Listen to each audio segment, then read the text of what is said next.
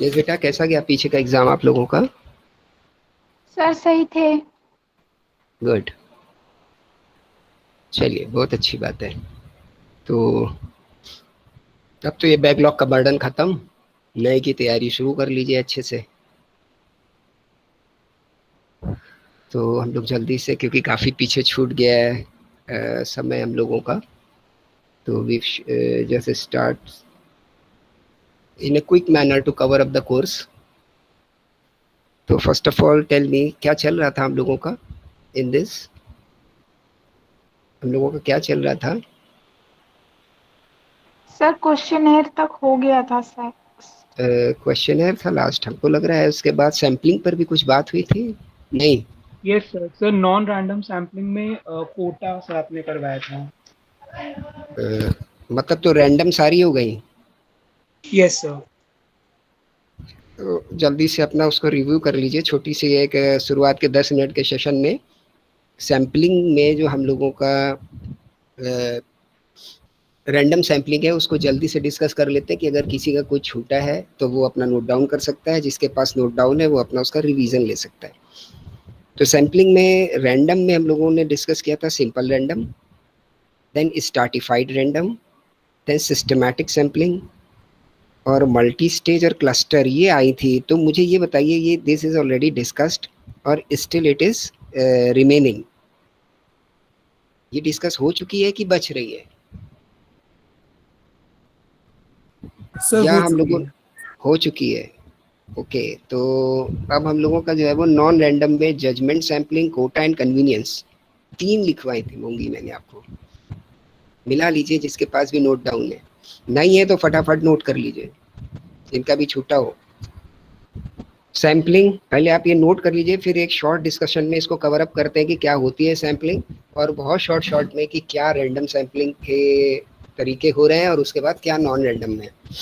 तो सैम्पलिंग में the techniques we are going to discuss in the random sampling, basically sampling of the 2 times, one is the random, second is the non random. In the random अब आपके कौन कौन सी आने वाली है? Simple random, stratified random, then systematic sampling, then multi stage sampling, then cluster sampling. इतनी तो हो गई आपकी रैंडम सैम्पलिंग में। In the non random we are going to discuss 3 type of sampling, one is the judgement sampling, then quota sampling and then the convenience sampling. ये है non random की कुछ techniques.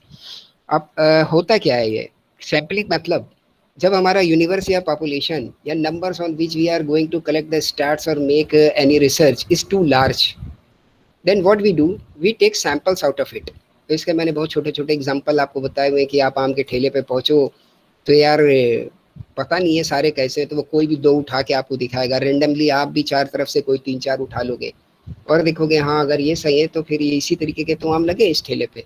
What you are doing, you are not making to sure all the unit of such mangoes, but you are taking the sample out of it. Just you have in belief that this sample is going to represent the whole number of mangoes which are on a pallet, कि उस ठेले पर जितने सारे आम हैं उनको वो रिप्रेजेंट कर रहा है। This is a type of sampling. तो सैम्पलिंग मतलब एक जो बड़ा लार्ज पॉपुलेशन उसमें से कुछ नंबर्स को पिकअप कर लेना। अब उसके क्या क्या तरीके हो सकते हैं इसकी बात हो रही। One is the random. तो बिल्कुल सिंपल सी बात है, random means equal chance to be get selected for every unit, हर एक को सेलेक्ट होने का पूरा पूरा मौका मिले। तेज हम लोग इसका रिवीजन कर रहे हैं क्योंकि अगर ये पीछे की क्लासेस में हो भी गया होगा, there is a long gap, आपका एक लंबा गैप हुआ है जिसमें आपको दूसरे सब्जेक्ट्स के लिए ध्यान देना पड़ा होगा, तो कुछ चीज़ें कुछ हट भी सकती हैं दिमाग से, तो जल्दी जल्दी से इसको रिवाइज कर लीजिएगा।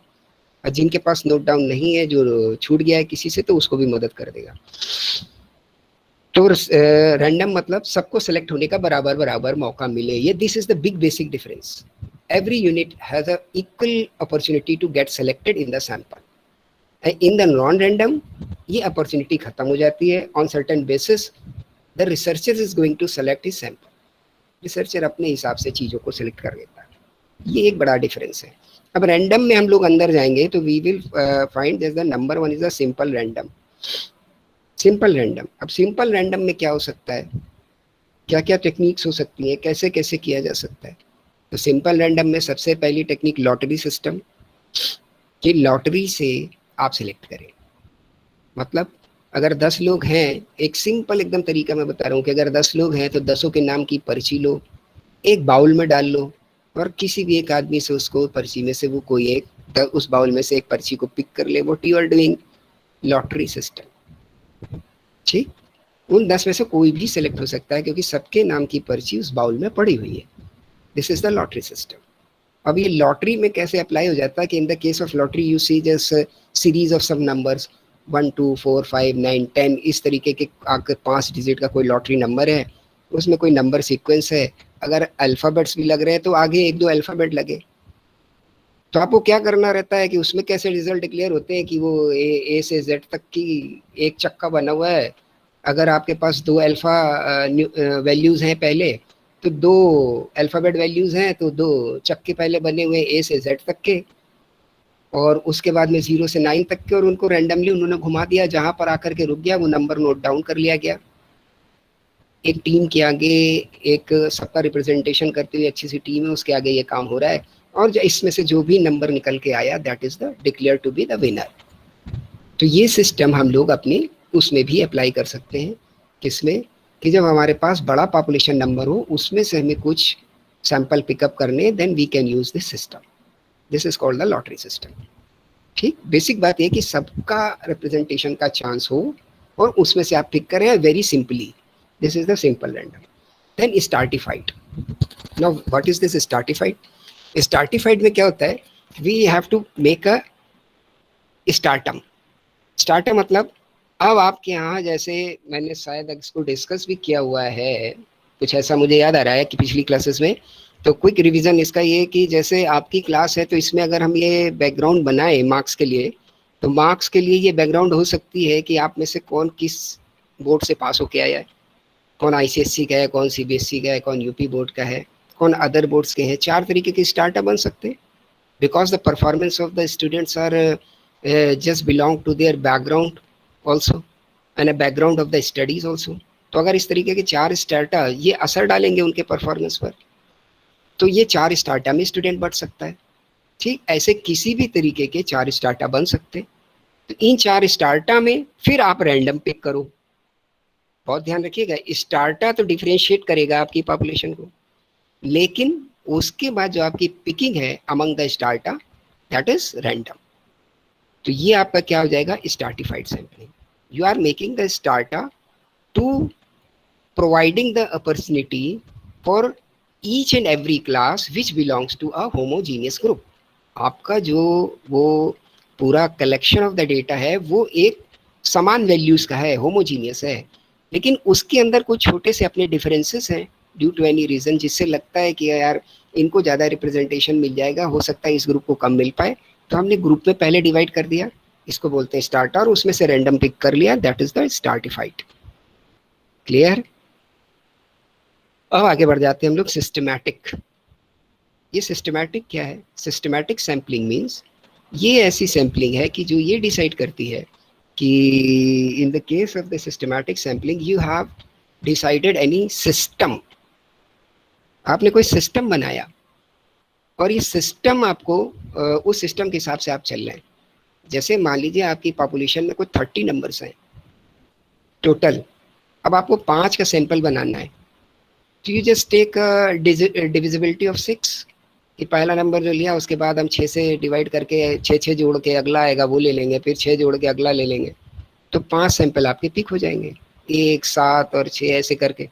ठीक, तो कुछ आप डिवाइड कर सकते हो किसी नंबर से, तो होगा क्या कि उसी डिविजिबल नंबर फैक्टर के नंबर का जो भी आउटकम होगा उस वैल्यू पे जो भी आपका नंबर आ रहा होगा इन द पॉपुलेशन, उसको आप पिक करते चले जाओगे और उससे सैंपल बना लोगे। जैसे किसी जगह पर एक लाइन से कोई चीज़ें रखी हुई हैं तो आप बोले यार ये पहली उठा दो, इसके बाद ऐसा करना ये 7वीं उठा देना, फिर ऐसा करना ये 15वीं उठा देना। आप अपने दिमाग में क्या है कि मैं 7-7 के गैप से उठा रहा हूँ, फिर आप वो 22वीं उठा देना, फिर ये 29वीं उठा देना। तो this is the system you have adopted that you are picking the numbers after the interval of or after the period gap of 7 numbers, maybe the 6, maybe the 4, maybe the 5. This is the system which is adopted by the researchers, कि वो एक system अपने दिमाग में adopt कर लेते हैं और उसके हिसाब से काम करते हैं। Clear? This is the systematic sampling. तो ये 3 मेथड हम लोग के रैंडम में डिस्कस हुए हैं। सर जल्दी से। यस सर, जो नंबर्स का गैप होता है सर, वो सब में सेम ही रहना चाहिए। हाँ, सिस्टम जब हम लोग को अडॉप्ट करते हैं तो that is why it is a system. अगर हम लोग कोई नंबर में गैपिंग कर रहे हैं then it is not a perfect system. या फिर आपकी गैपिंग भी एक सिस्टम डेवलप करे कि जैसे एक हम 4 के बाद उठाएंगे तो फिर एक हम 5 के बाद उठाएंगे, तो सीरीज में कर लीजिए आप अपने सिस्टम को, इसके बाद छठवां उठाएंगे। ठीक, तो अगर आप ऐसी सीरीज बना रहे हैं तो भी काम चल सकता है, but that depends on the sample size you are going to pick and the population numbers from which such sample size is going to be picked. इन 2 चीज़ों का ध्यान आपको रखना है। जैसे आपके 30 मान लीजिए टोटल पॉपुलेशन है और आप ऐसा बना लो कि हम पहला उठाएंगे, फिर उसके बाद 10वां उठाएंगे, फिर उसके बाद 20वां उठाएंगे, तो 3 ही 4 सैंपल आ पाएंगे ना, आपका 30 खत्म हो जाएगा। अब आपको लेने भी है कि 5 या 6 तो कम से कम आए, तो फिर वैसी डिविजिबिलिटी आपको लगानी चाहिए अगर आप सिस्टम अडॉप्ट कर रहे हो तो। एज सच इसका कोई परफेक्ट रूल नहीं है, that is on the discretion of such researcher. Any system is going to be adopted. Generally एक सेम फिगर से डिवाइड करते हुए चलते हैं। ठीक बेटा यशी, तो Yes, simple, stratified and the systematic, इतनी बात हो गई हमारी आपकी। Now the multi stage. Multi stage पे जाने के पहले सिंपल रैंडम में कुछ टेक्निक्स और हैं, उनको हम लोग डिस्कस कर लेते हैं। कि एक तो लॉटरी सिस्टम मैंने आपको बताया, उसके बाद एक रैंडम नंबर बताया, दूसरा लिख लीजिए सिंपल रैंडम में रैंडम नंबर। ये रैंडम नंबर क्या चीज़ है बेटा? Random numbers are such a type of number tables which is provided by the some eminent statisticians which have worked in the field of the research regarding statistics. कुछ बड़े बड़े लोग हुए हैं जिन्होंने इन डेटा कलेक्शन पर और सैम्पलिंग पे काम किया है, उन्होंने कुछ टेबल्स आपको बना के दी हुई है। तो सबसे पहला नाम लिख लीजिए टिपिट, TIPPET, टिपिट, टिपिट्स रैंडम टेबल। ये टिपिट रैंडम टेबल इज द, टिपिट ने आपको क्या किया है, 10,400 4 फिगर नंबर दिए हैं आपको, 104000 4 फिगर के नंबर आपको दिए हैं। ठीक, जिसमें कि अब जब अगर इन्होंने इतने सारे 4 फिगर के नंबर आपको दे दिए तो ये एक तरीके की ग्रिड बन जाती है आपके लिए। और ये ग्रिड में इन्होंने कितने नंबर ले लिए? 41,600, 41,600, यानी 41,600 नंबर तक अगर आपका पॉपुलेशन है तो आप इनको अप्लाई कर सकते हो। ठीक, इस टेबल को आप अप्लाई कर सकते हो टिपिट की। इन्होंने आपको क्या दे दिया, इसमें से 10,400 4 फिगर के नंबर दे दिए। यानी जब आप लिखोगे 41,600 को तो कैसे लिखना शुरू करोगे? 0000001, 00002, ऐसे तो स्टार्ट करेंगे हम लोग, और ये पहुंचेगा हमारा 41,600 तक। तो एक ग्रिड बन गई आपकी। इस ग्रिड में फिर उन्होंने कुछ नंबर्स आपको परफेक्टली दिए हुए हैं 10,400 कि इनको पिक किया जाए, मतलब सर्टेन वैल्यूज दे दी। जैसे उन्होंने आपको दे दी कि आप पिक कर लीजिए 0008, फिर आप पिक कर लीजिए 0013, फिर आप पिक कर लीजिए 0079, मतलब एक representation among the unit values and among the decades values, then among the 100 values and then among the 1000 values. इस तरीके से उन्होंने कुछ परफेक्ट लोकेशंस या वो सेल आइडेंटिफाई किए कि जिन सेल पर आने वाले नंबर्स को आप पिक कर लें। और जब आप 41,600 पर अपने डेटा को असाइन करोगे तो वो आप रेंडमली करोगे, यानी किसी आपको पता नहीं होगा कि यहाँ पर हम किस अपनी वैल्यू को पुट करने जा रहे हैं। एक टेबल बनाएंगे आप, ठीक, 001 से स्टार्ट करते हुए 41,600 तक, वहाँ पर जो भी आपने डेटा कलेक्ट किए उनको आप पुट कर दीजिए।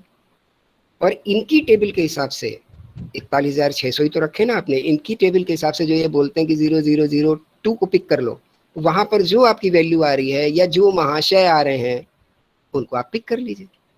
फिर ये अगर बोलते हैं कि 00019 को पिक कर लो तो उनको आप पिक कर लीजिए। ऐसे सैंपल आपका बन जाएगा। तो इन्होंने किस चीज़ का ध्यान रखा है कि ये जो हमने अपने नंबर्स का फैलाव किया, जो रेंज में बांटा इसको, इसमें सर्टेन लोकेशंस पर जो वैल्यूज आ रही हैं उनको अच्छा सा रिप्रेजेंटेशन मिले। ठीक, तो इस रैंडम क्वेश्चन को उन्होंने अच्छे से ध्यान में रखा और इसके हिसाब से ये टेबल को बनाया हुआ है। तो इसको बोलते हैं टिपिट रैंडम नंबर टेबल। क्लियर? दूसरे साहब हैं फिशर एंड येट्स टेबल्स। तो फिशर एंड येट टेबल्स ने आपको क्या किया है, 15,000 नंबर दिए in the 2 digit of 300 blocks. 300 block में 2 डिजिट में 15,000 नंबर आप पुट कर सकते हो। ठीक, और इसमें से आपको पिक करने होंगे इनके बताए हुए नंबर के हिसाब से। फिर एक थॉमसन आए हैं, उन्होंने 20 फिगर लॉगरिथम टेबल आपको दी for the selection of random picking of the numbers. लिखते जाइए सबके नाम, थ्योरी के लिए आपका बड़ा अच्छा हो जाएगा। ये 20 फिगर लॉगरिथम टेबल्स दिए, किसने? थॉमसन ने। इसके बाद कौन आए? किंडाल ने 1 लाख नंबर्स की 2 और 4 डिजिट की टेबल आपको प्रोवाइड कराई, which belongs to 100 blocks and 1000 such blocks represent 1000 each. तो 1 लाख नंबर हो गए। 100 ब्लॉक इन्होंने बना दिए और एक एक ब्लॉक में हजार नंबर आ रहे हैं। तो 1 लाख तक की अगर आपकी पॉपुलेशन है तो वो इसमें एडजस्ट हो सकती है इनकी टेबल में। फिर इनकी टेबल के हिसाब से आप रैंडमली पिक कर लीजिए। तो ये किसने किया? किंडाल ने। अब इसके बाद ये सब सिंपल रैंडम की टेक्निक्स की बात हो रही है। सिंपल रैंडम में फिर इसके बाद आता है रैंड कारपोरेशन टेबल, क्योंकि जैसे हम 1 लाख तक जा रहे हैं या इसके बाद जा रहे हैं तो देन वी कैन सी कि ह्यूज नंबर्स हैं।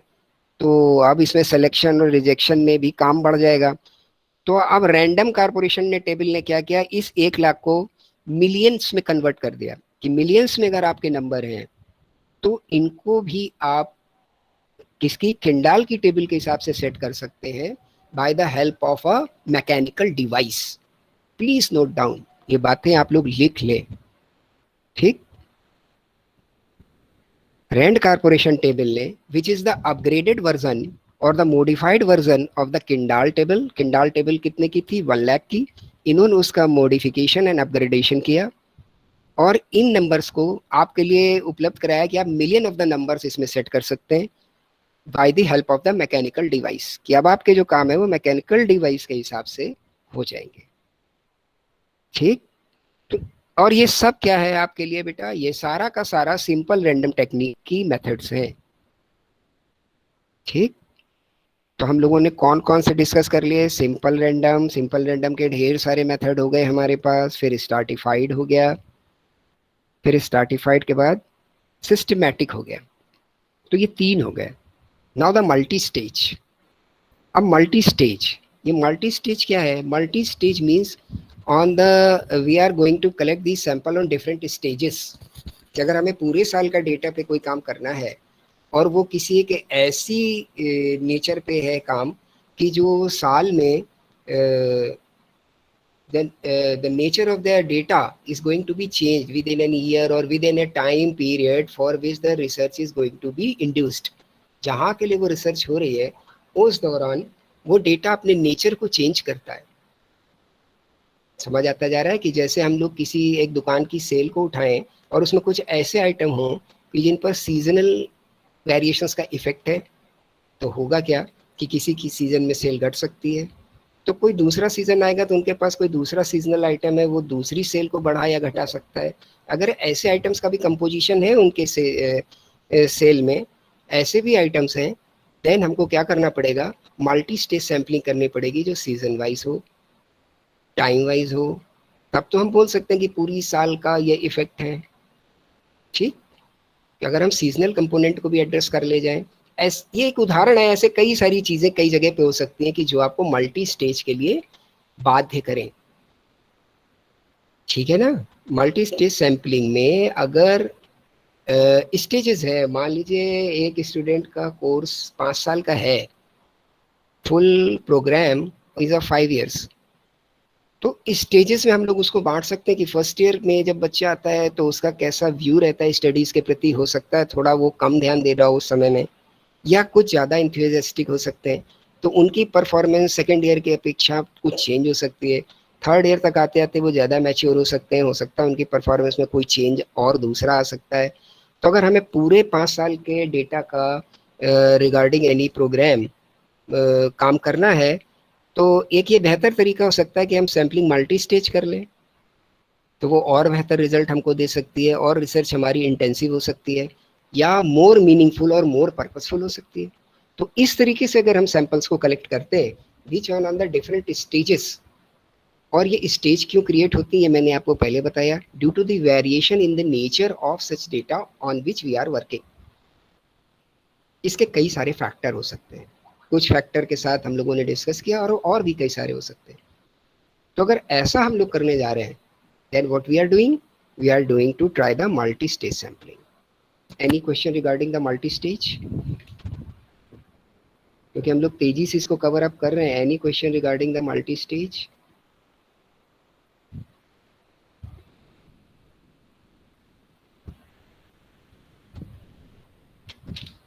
बोलिए देवियों सज्जनों, any question? No sir. Okay, चलिए तो जल्दी से आगे चलते हैं हम लोग। नाउ द क्लस्टर, आपका अगला काम बच रहा है क्लस्टर। और क्लस्टर सैम्पलिंग में क्या करना होता है आपको, the representation of the different groups is associated at one place in one sample. बहुत ध्यान से मेरी बात सुनिएगा। The representation of each group और sub group of the population is in a sample, और आसान शब्दों में तो ये क्या कर रहे हैं, हम क्लस्टर बना रहे हैं। स्ट्रैटिफाइड में हम क्या कर रहे थे, ग्रुप्स को अलग अलग कर रहे थे और उन ग्रुप्स में से सैंपल ले रहे थे। बहुत ध्यान से समझिएगा, दोनों में मिलता जुलते हैं लेकिन बेसिक फ़र्क क्या है। स्ट्रैटिफाइड में भी हमने ग्रुप बनाए और ग्रुप बनाने के बाद हमने क्या किया, उनमें सैंपल बनाए विद इन अ ग्रुप। ठीक, अब ये सैंपल हम कैसे बना रहे हैं कि इसमें डिफरेंट ग्रुप का रिप्रेजेंटेशन दे रहे हैं, हमारा सैंपल ही ऐसा बन रहा है। पहले तो हमने ग्रुप में बांटा हुआ है उनको, और हर ग्रुप का एक एक दो दो बंदा लेके एक सैंपल बना दिया। This is the cluster. Clear? फर्क क्या है क्लस्टर और स्ट्रैटिफाइड में? स्ट्रैटिफाइड में ग्रुप्स को पहले बांटा गया, जैसे एक हम कोई इंस्टीट्यूशन ले लें, अब बिग एमएनसी, तो एक एमएनसी के अंदर जो एम्प्लॉइज़ हैं उनमें कितने तरीके के ग्रुप बन सकते हैं। कोई फाइनेंस का एम्प्लॉय हो सकता है, कोई मार्केटिंग का एम्प्लॉय हो सकता है, कोई प्रोडक्शन का एम्प्लॉय हो सकता है, कोई एडमिनिस्ट्रेशन का एम्प्लॉय हो सकता है, ठीक, कोई प्रोक्योरमेंट का एम्प्लॉय हो सकता है। समझते जा रहे हैं आप? कोई किसी लॉ से रिलेटेड लीगल एक्सपर्ट का एम्प्लॉय हो सकता है। ऐसे डिफरेंट डिपार्टमेंट और विंग हो सकते हैं, और इन डिफरेंट डिपार्टमेंट और विंग्स को हम बांट दें, स्टार्टअप बन गया ये। और अब फाइनेंस वालों में से 4 ले लिए हमने, और उन पर तो ये एक क्या हो गई, स्ट्रैटिफाइड सैम्पलिंग हो गई। अब हम क्या करें, अब हम सैंपल ही ऐसा बनाएं एक कि जिसमें एक आध दो फाइनेंस के रख दें, एक आध दो प्रोडक्शन के रख दें, एक आध दो मार्केटिंग के रख दें, एक आध दो लीगल के रख दें, ऐसा एक सैंपल बनाएं। Then what is this? This is the cluster. ये फर्क है बेसिक।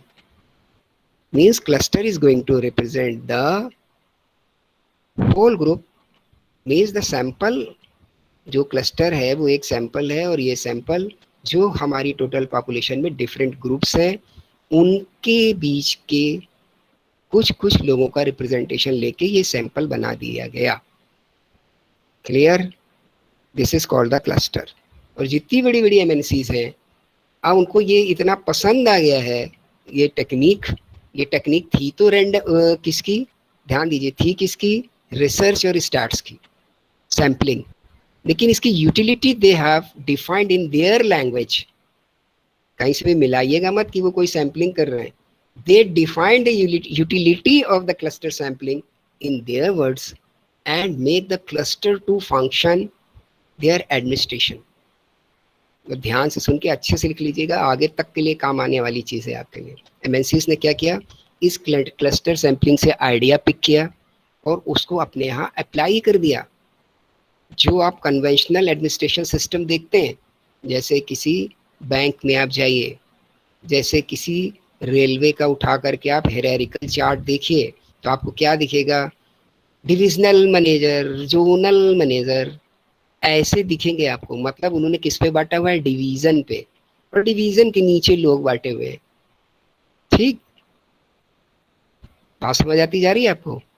हर ग्रुप का रिप्रेजेंटेशन करता हुआ एक डिवीजन, इस तरीके का क्लस्टर नहीं बने हैं कन्वेंशनल मेथड में एडमिनिस्ट्रेशन के, बट एमएनसीज ने बनाए हैं। एमएनसीज अगर काम कर रही हैं तो आपको दिखेगा कि एक अगर कानपुर क्लस्टर है किसी एमएनसी का, तो उसमें कोई सेल्स का बंदा भी होगा, तो कोई मार्केटिंग का बंदा भी होगा, तो कोई प्रोक्योरमेंट का भी बंदा होगा, तो कोई प्रोडक्शन का भी बंदा होगा, तो कोई डिस्पैच का भी होगा, कोई सर्वे का भी होगा। यानी जो जो विंग्स उनकी काम कर रही हैं, उसमें हर विंग में 10, 5, 15, 20, 25 बंदे होंगे। हर एक का एक एक दो दो या हेड या सब हेड उन्होंने एक जगह पर इकट्ठा किया और उसको क्या नाम दे दिया? The cluster, means the administrative body. यानी अब अगर कोई डिसीजन लिया जाना है तो एट दैट टाइम एक ही समय पर सबकी राय एक साथ एक जगह इकट्ठा हो सकती है। क्लियर? जिससे एडमिन का फंक्शन बड़ा अच्छा मैनेज हो सकता है। वरना आपकी जो कन्वेंशनल एडमिनिस्ट्रेशन सिस्टम है उसमें क्या होगा कि वो मार्केटिंग के हेड हैं वो अपना डिसीजन ले रहे हैं, और वो जो सेल्स के हेड हैं वो अपना डिसीजन ले रहे हैं, और जो फाइनेंस के हेड हैं वो अपने डिसीजंस ले रहे हैं, और उनके डिसीजंस फाइनेंस वाले पे लागू हो रहे हैं, मार्केटिंग वालों के मार्केटिंग वालों पे लागू हो रहे हैं, और कहीं पर भी इनमें कहीं अंतर विरोध आ जाता है तो फिर वो हेड लेवल पे जाके सेटल हो। Means so many chows, and these chows are going to be take time to get handle the things और द सिचुएशंस। ठीक है ना? तो ये जो क्लस्टर सैम्पलिंग है, इसने एक आइडिया दिया, और इस आइडिया को बहुत अच्छे से आपके मार्केटिंग वर्ड ने या एमएनसीज ने पिक किया हुआ है और अपने यहाँ अप्लाई किया है। उनके यहाँ क्लस्टर फॉर्म में आपको एडमिनिस्ट्रेशन मिलेगा। तो आपको समझ आ रहा है क्लस्टर क्या हुआ? The representation of the group and the sub groups in a sample. बहुत आसान शब्दों में बता रहा हूँ कि एक सैंपल ही आप ऐसा बनाए कि जिसमें सबको हिस्सेदारी दे दे, जो ग्रुप और सब ग्रुप आपके यहाँ काम कर रहे हैं। तो एक बेटा, अब मैं आप इसको थोड़ा और बढ़ा देता हूँ। अब क्या होगा कि अगर आप यूपी लेवल पे काम कर रहे हो और यूपी में आप 18 जिलों में काम कर रहे हो, तो हर जिलों में आपके इसी तरीके के काम करने की विंग होगी। हर जगह मार्केटिंग होगी, हर जगह प्रोडक्शन होगा, हर जगह प्रोक्योरमेंट होगा, हर जगह लीगल होगा, और हर जगह अगर आपने क्लस्टर बना रखे हैं तो मोर और लेस एक क्लस्टर का रिजल्ट कहीं ना कहीं सारे क्लस्टर्स पर रिफ्लेक्ट कर रहा होगा, मिलता जुलता होगा ना। क्योंकि अगर हमारी काम करने की टेक्निक्स एक जैसी हैं, हमारी काम करने की पॉलिसीज एक जैसी हैं, हमारे काम करने का विजन, मिशन और मोटो एक जैसा है, ठीक, तो उसी लाइन ऑफ पैटर्न पर, उसी स्टैंडर्ड ऑपरेशन प्रोसीजर्स पर, एसओपी पे हम लोग काम कर रहे होंगे। अगर उसी एसओपीस पर हम लोग काम कर रहे हैं तो क्या हो रहा है कि एक ही जैसी फंक्शनिंग लगभग हर जगह पर हो रही होगी। और अगर उनके हर विंग का रिप्रेजेंटेशन एक क्लस्टर में आ रहा है तो we can say the cluster of Kanpur is going to be somehow represent the cluster of Allahabad and Meerut also. सब अगर हमारे पास ऐसे 8, 10, 15 जिले हैं यूपी जिनमें काम हो रहा है, तो अगर एक जिले की क्लस्टर को हम लोग उठा लें और उन पर अच्छे से काम कर ले, तो हम ये कह सकते हैं कि कुछ ऐसा ही मिलता जुलता रिजल्ट लगभग सारे क्लस्टर्स में आ रहा होगा या आना चाहिए। तो आपने देखा कि क्लस्टर ने क्या कर दिया आपके लिए, आपके काम करने के एरिया को नैरो डाउन कर दिया। और जब आपके काम करने का एरिया नैरो डाउन होता है तो आपके एक्सपेंसेस बचते हैं in the terms of money and in the terms of time. दोनों तरीके से आपकी जो एक्सपेंडिचर है वो बचती है, इन्वॉल्वमेंट ऑफ द पीपल बचता है। तो this is called the cluster sampling. तो आप एक जगह भी काम करके आप इन स्टैंडर्ड्स को इस्टेब्लिश कर सकते हैं, और इन स्टैंडर्ड्स को इस्टेब्लिश करने के बाद अगर इनमें कोई डिफरेंस आपको समझ में आते हैं, then what we can do, then we can just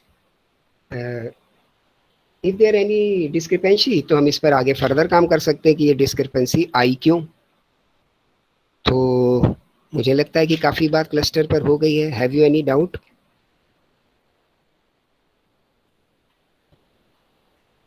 अरे यार रिस्पॉन्स तो करते चलो, दिन का 12 ही बजा है अभी केवल। Yes, any doubt? No sir. आप बेटा घर पे भी अच्छे से इसको एक दफ़ा देखिएगा ज़रूर, इन सारे मेथड्स को, हैं। फिर डाउट आए तो फिर आप पूछें हमसे। तो कितने सारे ये मेथड्स हम लोगों ने रैंडम सैम्पलिंग के डिस्कस कर लिए। Now we are marching towards the non random. तो नॉन रैंडम में हमारी सबसे पहले आ जाती है जजमेंट सैम्पलिंग।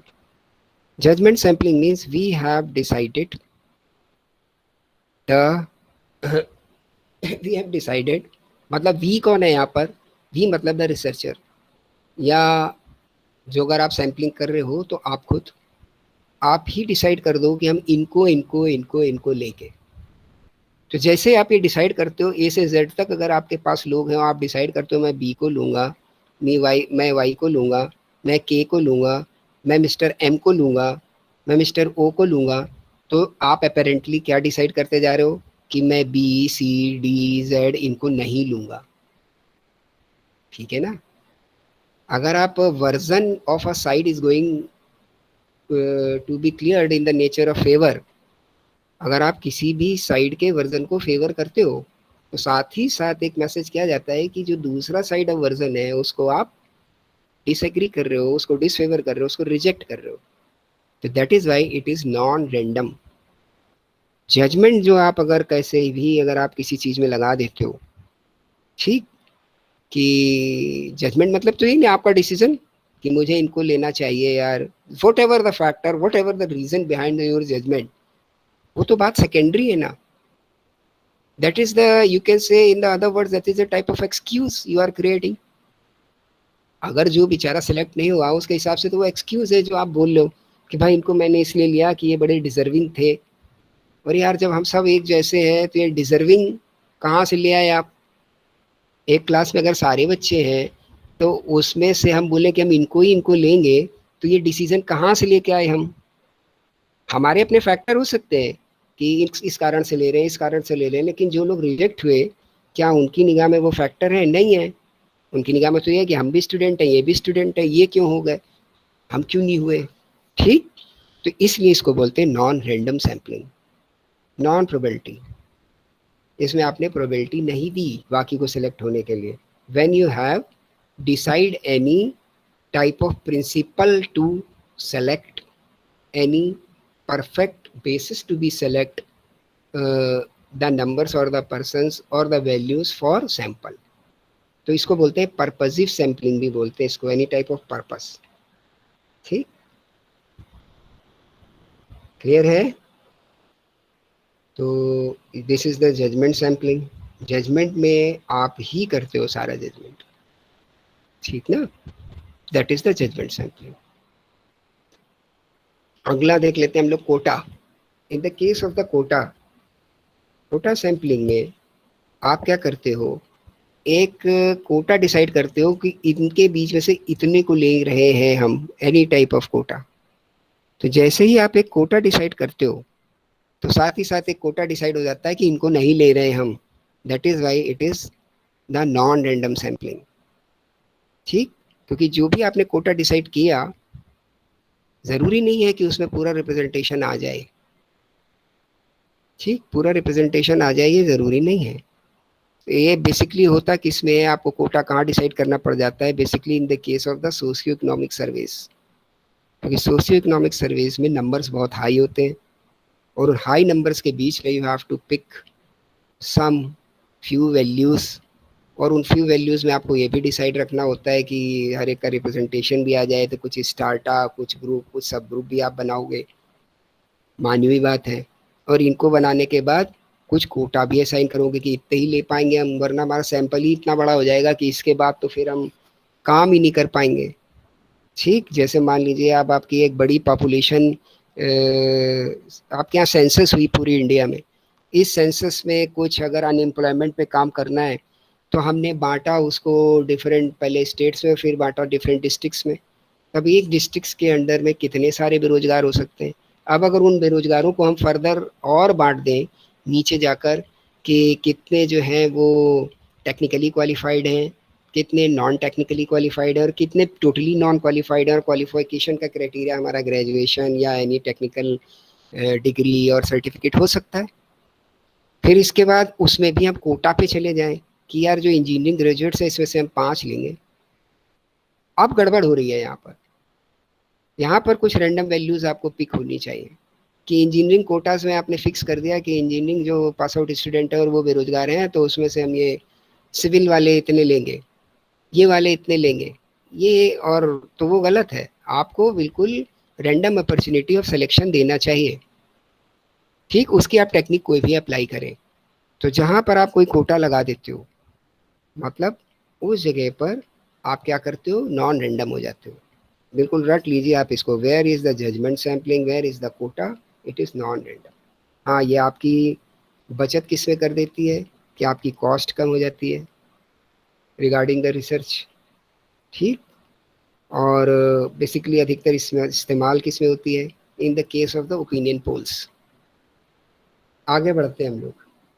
कन्वीनियंस, ये सारे मिलते जुलते नाम है। Convenience, now again, convenience on which basis, convenience on the basis और the criteria decided by the person who is conducting the research or collecting the statistical data, उसकी सुविधा के अनुसार।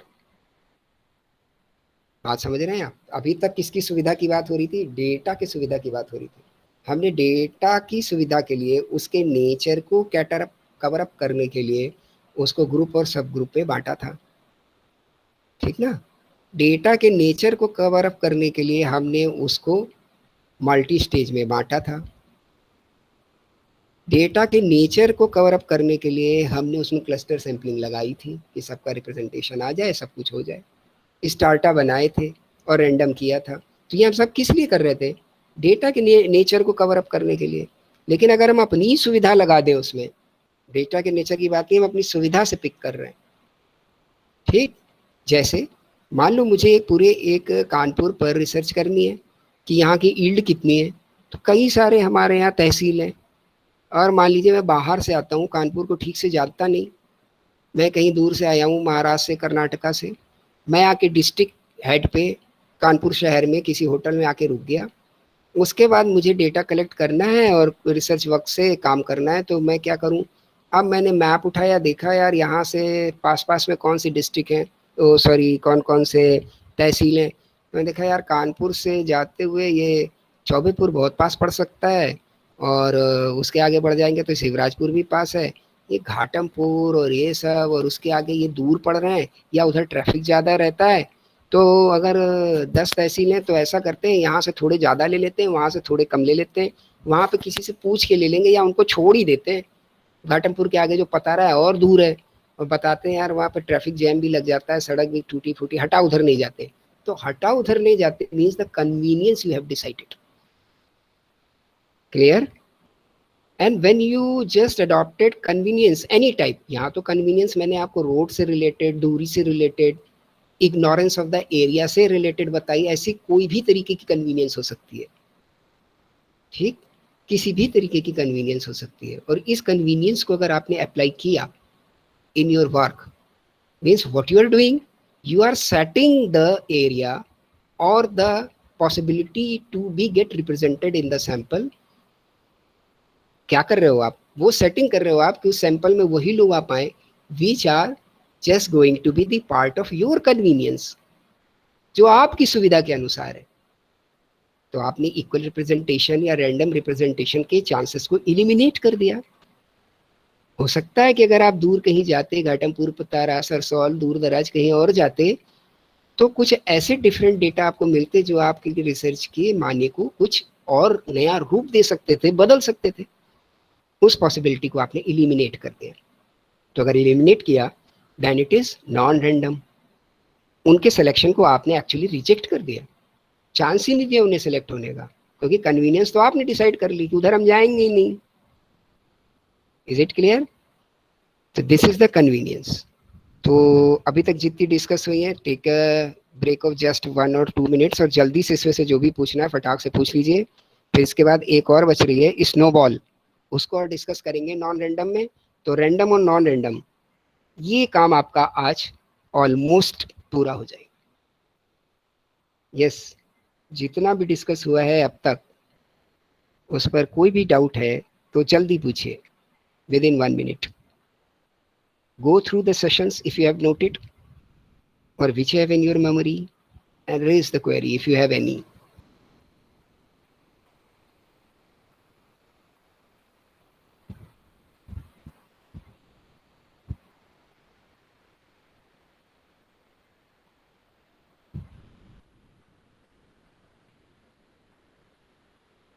Yes, any query, dear students?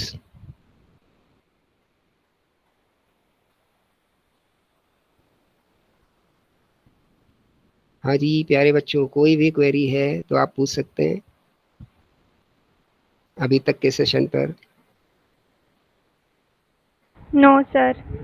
Okay, तो आपके साथ हमारा discuss हो गया सिंपल रैंडम के कई सारे तरीके. फिर से रिवाइज कर दे रहा हूँ मैं. उसके बाद स्ट्रैटिफाइड, फिर स्ट्रैटिफाइड के बाद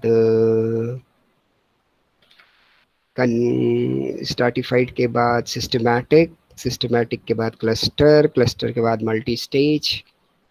ये तो मेथड थे रैंडम के. देन नॉन रैंडम में डिस्कस हो गया जजमेंट और कोटा और convenience. Now we are towards the last method of non random sampling. और ये जो लास्ट मेथड है इसको हम लोग बोलते हैं स्नोबॉल सैम्पलिंग. ठीक, स्नोबॉल सैम्पलिंग क्या है? जब हमारी रिसर्च या डेटा कुछ इस तरीके का होता है which is very specific in the terms of its nature or in the terms of its expertise, then the sample we are going to select is very much specific as per the need and as per the requirement of the research. जब हमारा data कुछ इस तरीके का हो या research इस तरीके की हो कि जिसमें बहुत स्पेसिफिक वैल्यूज लेनी है, हमें स्पेसिफिक नेचर पे काम करना है, तो उसके लिए एक्सपर्ट चाहिए. ठीक, बात समझ में आती जा रही है आपको? कि मान लीजिए हम इस पर कुछ रिसर्च कर रहे हैं किसी दवा पर, तो उस दवा के लिए हमें कोई एक्सपर्ट ही चाहिए होगा. या हम किसी ऐसी थ्योरी पे काम कर रहे हैं कि फॉर एग्जांपल अगर हम कुछ ऐसी थ्योरी पे काम करें कि कोई ऐसा लिटरेचर का कोई एक काव्य है या कोई एक ऐसी फ्रोज है उस पे काम कर रहे हैं, तो उससे रिलेटेड हमें फिर वैसा एक्सपर्ट चाहिए ना कि इस तरीके की फ्रोज को या इसको इसके पहले जिसने उस पर पीएचडी या बड़ी स्कॉलर एबिलिटीज जिसके पास हैं, जिसने उस पर कुछ काम कर रखा है, जिसने उस पर कुछ पीएचडी या आर्टिकल्स लिखे हैं, तो ऐसे लोग मेरे काम के लिए सैंपल या डेटा हो सकते हैं. सारे एकेडमिशियंस तो नहीं हो सकते, तो उन्हें हमें ढूंढना पड़ेगा. बात समझ आ रही है? Now we have to pick and locate them. जब हम ये काम शुरू करते हैं then it is the snowball. ठीक, कि हमारा जो रिस्पोंडेंट है वो भीड़ में कहीं छुपा हुआ है और उसे मुझे पिक करना है, ढूंढ के निकालना है. Among so many accommodations we have to find out the accommodations of my requirement. मेरी रिक्वायरमेंट के हिसाब से कौन है वो काम का पढ़ा लिखा बंदा जो मेरी इस रिसर्च में इस स्टैट्स के लिए काम आ सकता है. अगर मैं किसी लिटरेचर के किसी सब्जेक्ट पे काम कर रहा हूँ, किसी ऐसे ग्रंथ पे काम कर रहा हूँ, तो उसी तरीके का पढ़ा लिखा हुआ उसी तरीके का आदमी चाहिए ना. अगर किसी ऐसी दवा पे काम कर रहा हूँ तो मेडिकल के तो बड़े एक्सपर्ट हो सकते हैं, पर वैसा ही एक्सपर्ट चाहिए होगा जिसने उस पर रिलेटेड कुछ काम किया हो या जिसके पास उस फील्ड से रिलेटेड कोई एक्सपीरियंस हो. भाई एक अगर ऑपरेशन है बेटा, तो उस ऑपरेशन के भी एक्सपर्ट, पेट का कोई अलग एक्सपर्ट होगा, ब्रेन का कोई अलग एक्सपर्ट होगा, फिर उसमें भी इंटेंसिव तरीके के एक्सपर्ट्स होंगे. और वो तो मेरी रिसर्च पे डिपेंड करेगा कि मेरी रिसर्च या कलेक्शन ऑफ डेटा किस तरीके का है. तो नाउ पहले मैं एक बड़ा डेटा पिक करूंगा कि इसमें सर्जन कितने हैं, उस सर्जन में फिर देखूंगा कि इस एरिया के सर्जन कितने. फिर एक डेटा बनेगा कि इसमें से यार इनका ये रिकॉर्ड निकालो जिन्होंने इस तरीके की सर्जरी की हो या इससे रिलेटेड जिन्होंने कोई आर्टिकल पब्लिश कराया हो, कुछ लिखा हो, कुछ पढ़ा हो इस पर. समझ आती जा रही है बात? तो when the researcher choose and pick the respondent as per their expertise which is going to be useful for the research work and data purpose, then it is the snowball sampling. और snowball sampling में होता क्या है आपको directly के अलावा कई दफ़े रेफरेंसेस के थ्रू लोग लेने पड़ते हैं। भाई किसी डॉक्टर तक आप पहुँचे तो वही बताएगा हाँ यार मैंने काम तो किया है दिल के उस पर, लेकिन ये फला आर्टरी का ऑपरेशन वो मिस्टर दिल्ली में एक डॉक्टर हैं, वो मैंने किसी से सुना था उन्होंने किया है, उनको अप्रोच करिए, ये रेफरेंस नंबर है। तब आप उनको फ़ोन करोगे किसी तीसरे बंदे को, फिर उनसे पूछोगे वो सर ने इनका नंबर दिया है, प्लीज़ उनसे बात हो सकती है क्या, फिर आप उनसे, तब आप उन तक पहुँचोगे। फिर वो बताएंगे हाँ मैंने इस पे तो काम किया है, लेकिन मुझसे अच्छा काम यार वो अमेरिका के फलाने उन्होंने किया है, और उनको देख के या उनका आर्टिकल पढ़ के मैंने काम किया था। अब आप उनको अप्रोच करिए। समझ आती जा रही है? The snowball, why this is snowball, कि जब इस बर्फ पे गेंद लुढ़कती है तो जैसे जैसे नीचे आती है उसका आकार बड़ा होता चला जाता है। देखा ना आपने कभी पिक्चरों में, ऊपर से एवलान चलता है, नीचे आते आते कितना बड़ा हो जाता है। तो अगर ऊपर से इतनी छोटी गेंद लुढ़कती है बर्फ पे, तो नीचे आते आते वो बड़ी हो जाती है। मीन्स एक रेफरेंस से आप चलिए तो वो गोल गोल गोल बड़ा होता हुआ नीचे तक काफी बड़ा होके आता चला जाएगा, और वो बाउंस करेगा।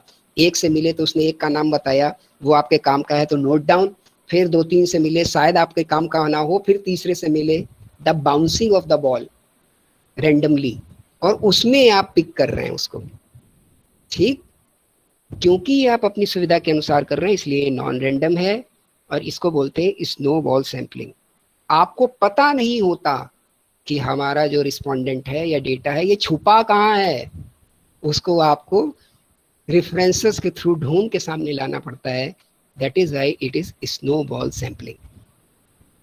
ओके, तो मुझे लगता है काफ़ी सारी इस पे बातचीत हम लोगों की हो चुकी है इन द सैम्पलिंग। आपकी क्लास का टाइम भी पूरा हो रहा है, तो have you any question regarding it? और एक रिक्वेस्ट है कि इसके बाद सैम्पलिंग की अब क्लास की ज़रूरत नहीं है, हम लोग दूसरे टॉपिक की ओर कल बढ़ जाएंगे। तो जल्दी से इसको आप लोग घर पर अच्छे से देख लीजिएगा, और घर पर देखने के बाद कोई डाउट रहता है तो उसको कल और पूछ लीजिएगा, कि जिससे इस पर अब कोई फर्दर डाउट ना रहे और हम लोग आगे बढ़ जाएं। और नेक्स्ट हम लोग का टॉपिक होगा स्केलिंग। ठीक, स्केलिंग, तो स्केलिंग को हम लोग अपने कल के और परसों के लेक्चर में कवर अप करके इस टॉपिक को भी खत्म कर देंगे। ठीक, तो any doubt regarding the today session? Please बच्चों, any doubt regarding the today session?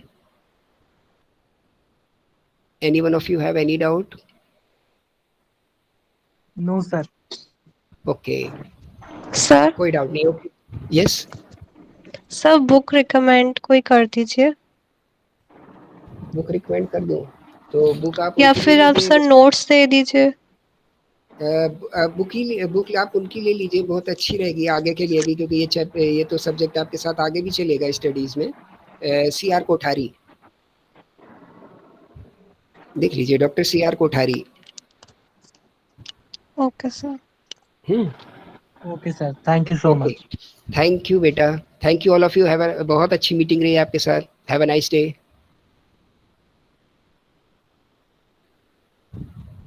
Thank you, sir. Thank you बेटा।